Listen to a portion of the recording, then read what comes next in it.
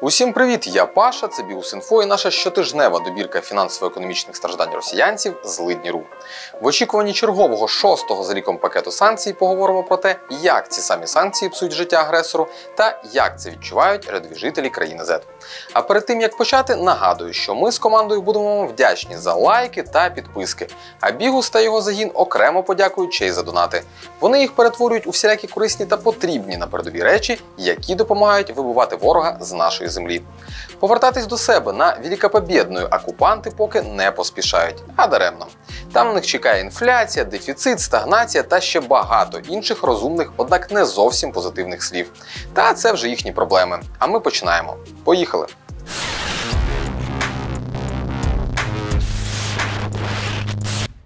Росіяни повертатимуться на дерева, точніше до дерев, а ще точніше до будівництва скрєпних дерев'яних ізбушек. Ми всі пам'ятаємо імперські амбіції Ерефії та її схильність до гігантоманії. Щось величезне, щось бетонне, щось егегей. Але що робити, якщо ні бетону, ні егегей не залишилось? Правильно, зводити багатоповерхівки з дерева. Тут будуватимуть величезні дерев'яні бараки. І ні, я не жартую. За інформацією видання Лента.ру, до кінця поточного року там планують внести зміни до нормативки, яка не дозволяла такі будівництва без додаткового конструктивного захисту. Про це журналістам заявив виконувач обов'язки директора Федерального центру нормування та стандартизації Андрій Копитін. На думку чиновника, оцей конструктивний захист, а простіше кажучи, системи додаткового вогнезахисту та пожежогасіння шкодять економіці та естетиці проєктів. Як же воно естетично горітиме? Уявляю собі ці райони прекрасних п'ятиповерхових смолоскипів, ізб, якими будуть забудовані всілякі брянські, омські та інші тули. А воно десь до того йде, враховуючи, що за останні 3 роки кількість дерев'яного житла на Росії збільшилась на 22%. А там, дивись, і хмарочоси виростати почнуть, зікурати там всякі, вежі. Теж, звісно, з дерева. Бо більш сучасні будівельні матеріали, о диво, теж дорожчають небаченими темпами. За даними компанії Pridex, опитаної російським Форбсом, за лютий-березень цього року будівельні матеріали на Росії подорожчали на 29%. Оздоблювальні на 48,5%, а інженерне обладнання на 43%. При цьому з інженерним обладнанням, що забезпечує життєдіяльність житлових та комерційних будівель, проблем ще більше. Якщо матеріали просто подорожчали, то обладнання не тільки в рази зросло в ціні, а й стало банально недоступним через вихід з ринку виробників. Про це розповідає директор з девелопменту компании Multicold Назим Хасанов. Дефицит сегодня наблюдается в инженерном оборудовании, в частности в холодильном, насосном оборудовании, в электрике и автоматике. Это все было от европейских производителей. Большую часть запасов этого оборудования на рынке уже раскупили. То, что осталось, а также то, что было завезено в период резкого скачка иностранной валюты, значительно выросло в цене из-за падения рубля, проблем с логистикой и дефицита. Дефіцит, втрати прибутків, здорожчання всього та всюди. Так що, може таки на дерева? На Росії повертатимуть в експлуатацію списані літаки. Видання накануні.ру з посиланням на свої джерела повідомило, що одна з найбільших російських авіакомпаній «Ютейр» планує придбати 20 літаків Як-40 і Як-42, розроблених ще в 60-70-х роках минулого століття. Минулоріч їх нарешті списали, але, враховуючи накладені на країну санкції, вирішили, що можна ще трішки на них політати. Та й що з цими раритетами може статись? Максимум це впадуть чи згорять. Там же в них не сильно переживають за населення. І що наражають, чи як вони там кажуть. Але заради пристойності розконсервовані музейні експонати трохи підлатають. Поміняють, де потрібне обладнання, двигуни і таке інше. Використовувати, як і планують, на внутрішніх регіональних рейсах. Наскільки розумію, логіка така: якщо не полетить, то можна буде просто доїхати. На крайній випадок трактором протягнути.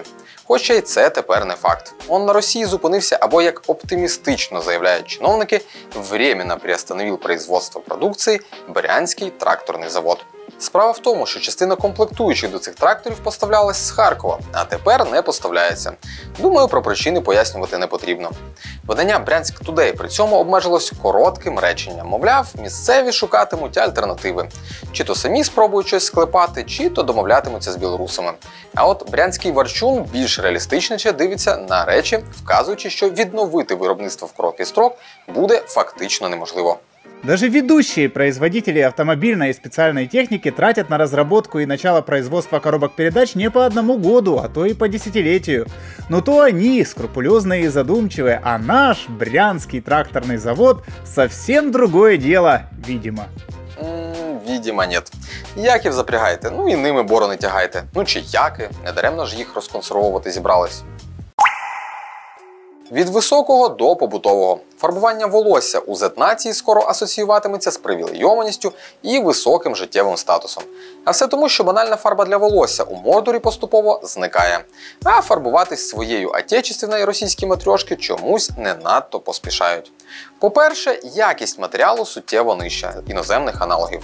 А по-друге, ціна чомусь аж нітрохи не менша. От і виходить, фарба така собі, результат такий собі, а грошей за це треба викинути як за нормальну процедуру. На це, зокрема, скаржаться жителі Тюмені місцевому виданню «Ура.ру». Я уже несколько лет держу парикмахерскую и многое повидал, но сейчас впервые возникла такая ситуация, что мы не можем закупить профессиональные расходники для работы, лаки, красители для волос и так далее. Поставщики говорят, что этих товаров просто нет на складах, потому что производители либо полностью ушли с российского рынка, либо приостановили деятельность. Отак от буває, коли твоя країна є терористом та агресором. Лишається без нормального транспорту, польотів, харчування та ще й з нефарбованою головою. Враховуючи, що на підході вже 6-й пакет санкцій від європейців, пропоную повертати посипання голови попелом, вимащування глиною і подібне. Красиве. Та не тільки всередині країни-терориста відчуваються проблеми. Сусіди, з якими Росія колись мала непогані відносини, починають з неприкритою огидою коментувати торгівельні набіги росіянців на матеріальні блага. Умовним форпостом негласного спротиву Russian шопінг-турів по країнам ближнього зарубіжжя став Казахстан. Зокрема, у місцевих соцмережах стала вірусною новина про продаж російськими турагенцями коротких цільових турів до країн ближнього закордоння.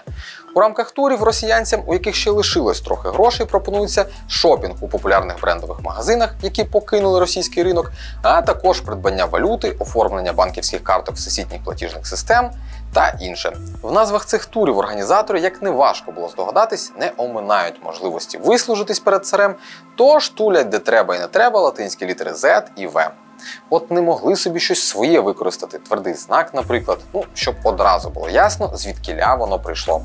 Але ми відволіклись.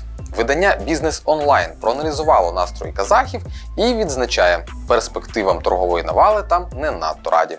З одного боку, місцеві переймаються, що через росіян ціни в магазинах підскочать, з іншого говорять про наслідки накладених на Росію санкцій, які через торгівлю з Мордором можуть торкнутися і Казахстану. Ще більш категоричні у своїх висловлюваннях користувачі місцевих фейсбучних пабліків. Не надо россиян сюда, надо вообще закрыть границу для россиян, пускай едут в Белоруссию и Сирию. В аэропорту встречаем с боярышником их любимый напиток. Сидите в Зетландии, их нигде не ждут. Щодо Зетландії важко не погодитись. Та все ж, росіянцям поки не сидиться на місці. І якщо поки у Казахстані вони намагаються знайти зниклі у рашці бренди типу Зари, Бершки чи Страдіваріусу, то вже не за горами час, коли звичайний порошок чи туалетний папір там стануть такими ж недосяжними благами цивілізованого світу. А на завершення трошки експертних думок. Цього разу від наукового керівника Інституту економіки Російської академії наук Руслана Гринберга, який дав виданню «Бізнес Онлайн» розлоге інтерв'ю, пророкуючи Росії повернення до економічної моделі зразка Радянського Союзу. Даже свои гвозди уже не производим, своего семенного картофеля нет, нет и своего оборудования для выпечки самого незамысловатого хлеба. Меня больше всего заботит именно эта история, за которой, может быть, даже придется возвращаться к экономике, чем-то похожей на хозяйственную систему Советского Союза. Скорее всего, экономика будет менее рыночной и менее денежной. Начнут распространяться бартерные сделки, доллар станет редким благом, вернется черный рынок и так далее. Окрім того, експерт передбачає вже наприкінці літа, на початку осені поступовий перехід від стабільності до виживання, а там і до стагнації та занепаду недовго, з чим росіянців і вітаємо. Друзі, на стрімі Данило анонсував, що відтепер прямі ефіри будуть не щодня, і, можливо, ми змінимо їх час. В YouTube-спільноті ми зробили голосування, де ви можете обрати найбільш зручний для вас варіант. Дякую завчасно за ваші голоси. А на сьогодні у мене все. Якщо і далі хочете слідкувати за нашою роботою, не забувайте ставити лайки та підписуватись на наш канал. А як бачитимете десь щось цікаве з мордорських пабліків чи новинних сайтів, надсилайте теж нам. Почитаємо разом. До зустрічі!